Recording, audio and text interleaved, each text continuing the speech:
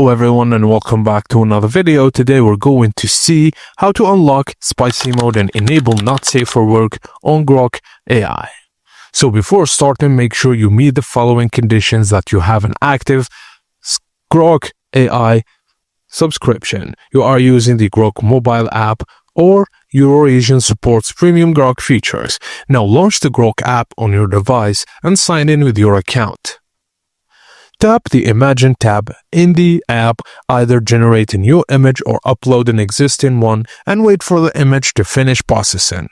Now under the generated, tap the drop-down labeled Make a Video, and this will display the available animations and video modes. Now from the list of video modes, select Spicy Mode. Once selected, proceed to generate your video. Spicy mode allows more expressive and creative output compared to standard modes.